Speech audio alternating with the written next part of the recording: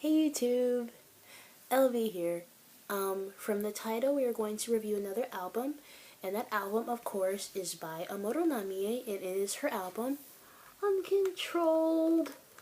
This album was requested by quite a few YouTube users, so I don't really remember who was the first person who requested it.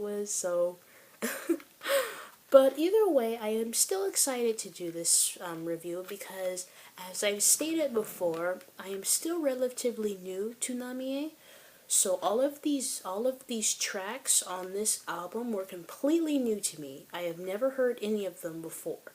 So all of them were completely new. I do know, based off this album, from reading reviews, I do know that Namie had changed a bit of the songs on this album, so I do know, and from reviews as well, I do know this album, in a way, was a love it or hate it kind of album, because a lot of fans didn't appreciate her changing the original songs that were in Japanese into English. And some fans loved it and some hated it, but that's their opinion, of course. Today we're going to give my opinion of this album, and hopefully it's one you guys can agree with. So let's get started. The first track is In the Spotlight, Tokyo. This was the first English song on this album. I really like how she utters these simple lyrics in the beginning before it turns into this dance floor anthem. My heart goes boom boom. She really makes her presence very known within this track, and I have to admit, this really takes on an amazing approach as the start of the song. The syncs and the background make this beat so crazy and infectious that I can't help but dance to it every time I hear this. Her English is really good here, which it's very good, because usually most of the time I can either barely to little at all understand her when she speaks English, but her English is surprisingly really good here. I can understand her basically 90% of the time, which that's a really good achievement. But despite my love for this song, I do have some problems with it. The song itself is good. It's good, but lyrically, it's not all that special. I mean, it's just your average song about clubbing and going to and partying and stuff. So it's pretty generic in a sense, and there's nothing really to gush over. But I still thought it was a great track to start off the album with, so I'll give her that. The next track is Naked. This tune has the most interesting composition on this entire album. This track, it was almost like an electronic paradise. And I guess that's one of the things I can really say that's really good about this. From an objective standpoint, I guess the song is excellent in terms of those spiraling syncs that packs a massive punch and delivers this energetically charged performance. Plus, her vocal performance was really good because she brings this excitement and power into them, and I really like that because of this. So, those are two good points about this song that can make this song easily likable. And the chorus is really good too. So that's really good right here. But despite those good qualities, I will say I'm not too crazy about this track. I mean, I don't hate it, it just didn't click with me. I tend to skip the song whenever it comes on. The only thing I truly like about it is the lyrics. Because when I study the lyrics, as I always say, I'm not fluent in Japanese, but I can understand it to a certain level.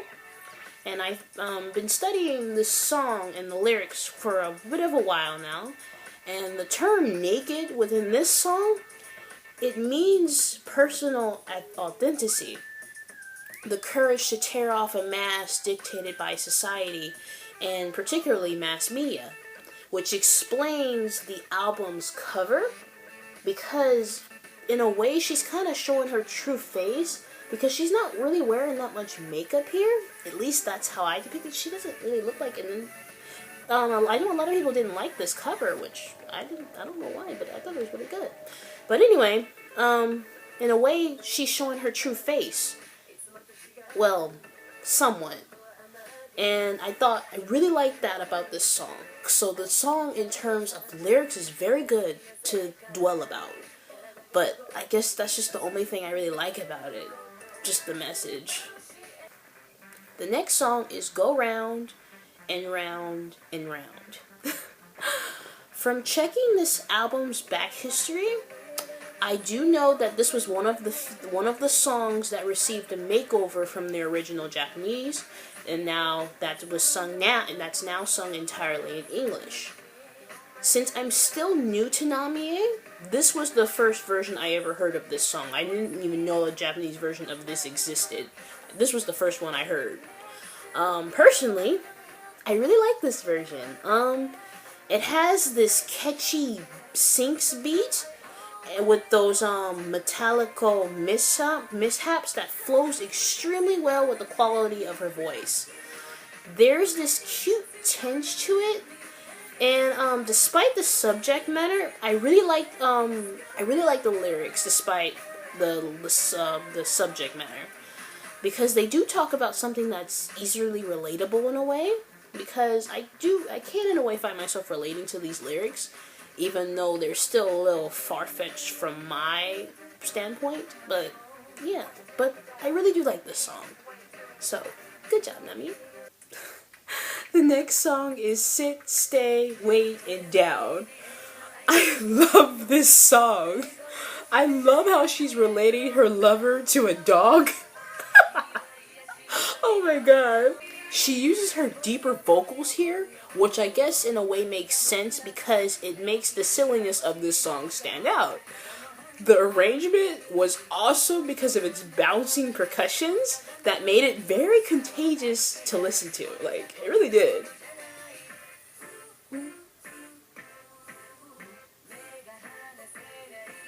You drive me crazy. I also enjoyed how she threw in some nice backing vocals. Like, within this song has some very nice backing vocals. Really, oh my gosh. I really like this song. Oh my gosh, like, I can't stress how much I love this song. It's very humorous to listen to with her fast-paced singing and those hilarious dog references. It's not an all-out dance track, but it does have this fantastic groove that makes it completely easy to jam to. Plus, I love it when she sings the title. I love when she does that. It's really cute. So, quite an awesome track. Do not skip this song. This song is so awesome. Oh my gosh.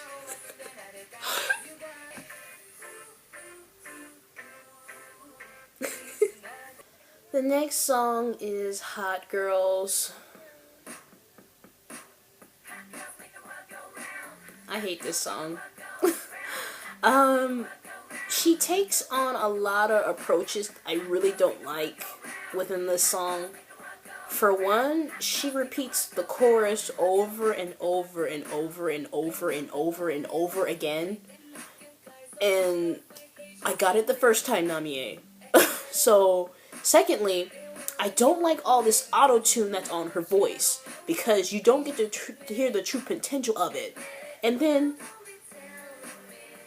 what the hell is that? You hear that? Like, it does not sound good at all. Like, ew. And then thirdly, the lyrics are very generic and horribly bad at that. I know in a way, I understand she was trying to highlight girl power and everything, but I felt she executed it rather poorly based on the constant repetitiveness of this title, of this annoying title. This song is not good at all. Like, even the video to this was really kind of boring too. But it's just, I'm sorry guys, I just really don't like this song. I'd rather listen to Naked than this shit. The next song is Break It, the album version. This was also one of the songs that got a makeover from its original version. As I said before, I'm still rather new to Namie's music, so I heard this version instead of the original first. I know a lot of fans were complaining about this version because they thought it didn't live up to the original. And honestly, I really like this version. I really don't understand the hate it's gotten because it's a really good song. It has this intensity about it that really makes it stand out amongst the rest. This was so much better than that garbage track we just heard of Hot Girls. And the chorus is so explosive. I really like this. And the chorus is very explosive and it's immensely catchy. I really like the post-chorus as well because it has this kick-ass beat. And the effects they put on her vocals were quite interesting because they have this bizarre muffling effect on them, so she doesn't sound as clear. Like, listen to this track and just listen to nothing but her vocals, and you'll see what I mean. Overall, this is a solid track, one of the album's true gems. The next track is Get Myself Back. Halfway through the album, we get the album's first ballad. And surprisingly, this song was really nice. I loved hearing those sweet licks of the piano we hear right now before it soars into this grand melody. She sings with such soft, light-hearted vocals that really makes the song worth listening to. I really love this because of it. The piano becomes livelier, and that adds this percussion that truly complements the elegance of this song. The melody of this makes you feel so good. I just love that about this. Overall, this is a really good, heartwarming track. Recommend listening to this. The next song is Love Story. Another ballad. That's somewhat strange because I noticed, even though I'm still new, and I'm listening to the album, she usually puts one ballad within her albums, but either way, it's fine. But while the first ballad, Get Myself Back, was happy and full of positive energy, this one relies on a more emotional performance. I really like how her deep vocals flow within this breathless composition of the piano, and strings and the snapping beats. It really transfixes the fragileness and vulnerability within this song, and I cannot stress enough how good she sounds here. It's just so beautiful, and the lyrics to this are extremely heartbreaking. If you've been in a situation where love has been against you, I feel like you can really relate to this song. And I myself can find a way to relate to this, and I love the song all the more because of that. And I love how the chorus highlights beautifully with her voice. Her vocals are so passionate right here, and I can actually grasp the feeling she's embarking, because usually I've noticed with Namie, when she does ballads, she doesn't put the emotion that's somewhat needed for them, but I can easily hear the emotion within her voice here, and that makes it so much beautiful to listen to. And even though it's a very simple ballad, it's anything but boring. The next track is Let's Go. The album shoots right back into its upbeatness with this song. I love this song, you guys. I love how she takes this confrontational style of delivery here. She's more aggressive here, and she gets even more so as the song progresses. I really adore how she's this feistiness she's using here, because it's like ooh, what you don't know what to expect. Dear, the idea of you, it gets me going, it gets me going. Sorry. But I really like how she's singing this, and I adore how the chorus, we're not there, but when we get there, it continues with this heavy, almost trance trance-like feel that makes the instrumental sound incredible. It's super addicting, and my favorite part is when she sings the "Let's Go." I really love that. Oh, let's go. I really like that. She sounds really upbeat and really into it, and I really like it because of that. And then I really love the video to this song as well. I loved her hair. Oh my gosh. But this is a really good song. It's the idea of you. It gets me going, it gets me going. Awesome song. The next track is Singing Yeah Oh. This was another song that received a makeover. I really enjoyed the start to this. The Sync's line was absolutely cool as her voice snakes the enchantment. I really like how she's singing this because it ends up becoming this infectious, seductive beat. Her English here is really good. Like, I can understand her pretty much 90% of the time. Although, there are some things I do not like about this song. I tend to know she's prolonging the words, and I'm like, why are you doing that, Namie? Like, right here. To me in ways that I can't ignore. What the hell is a nor? Like, she could have put a note there, like, I can't ignore. Oh, like, she could have did that. Why did she put nor? Like, I don't get that. But regardless of that, the chorus is really catchy, but it's nowhere near amazing as the verses. I will say that. This song is it's very dance-centered, but there's a sense of fulfillment that's incorporated here. And the bridge is also fantastic because it starts with this fun breakdown before it darkens with her low, distorted vocals. So this was a really cool track. The next song is Fight Together. Oh my gosh. I really like how this song oozes with happiness that's with its overly cheerful syncs. I find that really funny. I do know as well from this song was also the opening to the anime One Piece. Oh my gosh, I have not watched that anime in like the longest time. Sorry.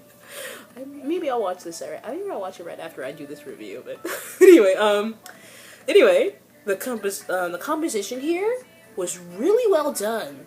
It carries this feel good vibe that's really contagious and exhilarating. And I adore how her cute vocals bounce along happily with the bopping beat, because it definitely made this song very interesting as it worked into this great lead when it reaches the chorus. And the chorus, oh my god. I really like this chorus. It is so grand. She really shows off her vocal strength as that blast of giant syncs impact the arrangement very nicely. This was very good. Overall, another solid track from Namie. What's the night that we fight together? Really good song. The next song is Only You. She performs in English one last time here. Despite it being a mid-tempo, I really like this song. Her English isn't the best here because she's obviously having some trouble pronouncing some words. Still, I'll overlook that because of this song's uplifting melody. Her voice is very pleasant here, especially during the chorus, because her voice just rises with emotion. I'll admit the lyrics are a bit cheesy, but they're the most addictive thing about this song that doesn't really leave your head. And to be honest, this song feels like a song a mother would sing to her son. Like, I don't know, I see the lyrics that way. I mean, it's not like, I don't really see nothing romantic, well, not in that, like, romantic love about these lyrics. I see these lyrics as a way where you can, like a mother expressing love to her child. Well, that's just the way I see them. And I do know Namie has a son, And I believe his name is Haruto, I believe. I apologize if I mispronounced his name. Oh gosh. But overall, this song had a nice touch, and I really liked it. The next song is Tempest. This was the last track for this album, and it was another ballad. Oh my gosh, we got so many ballads on this album. Although this ballad does carry majestic instrumentals that complements her extraordinary soft vocals, I will say this song was rather boring to me. The arrangement didn't really interest me all that much, so I was just kind of like waiting for the track to be over. But still, I'm not saying the song was bad in the least. It's, I guess, if I like take that expectancy out the way, I guess it is a nice song to listen to, and I still thought it was a nice song that ended the album beautifully. So, plus the lyrics were very beautiful as well, so I can appreciate the song for that, even though I'm not too crazy about the song. So, hey, so that was it for Uncontrolled. Although this album didn't wow me like Past is Less Than Future, oh my god, like, I've noticed, I've said that like a couple of times now. I guess now I probably consider Past is Less Than Future my favorite album from her. But anyway, I still thought that Uncontrolled was a beautiful piece of work that brought some solid music here. Like, there was some music I really liked on this album, and some of the videos off this album I freaking loved. And I really did enjoy the music videos to this album as well. They were heaps better than Play, heaps better, because as I've said in the review I've made of Play, I loved her music videos, but the only thing I did not like about them was her expression. The expression she was making most of the time, because it looked like she was making no emotion. No emotion was in her face at all. She looked bored most of the time, and most of the time I had to end up stopping the video because I can't enjoy it if you're just making this face. Or I would watch her dancers because her dancers looked like they were having more fun than she was. And I'm not saying that to be mean. I'm just saying that because when you're watching a performance of any kind, I would love it for an artist to, I guess, show that look like they're into it. And Namie, she is a very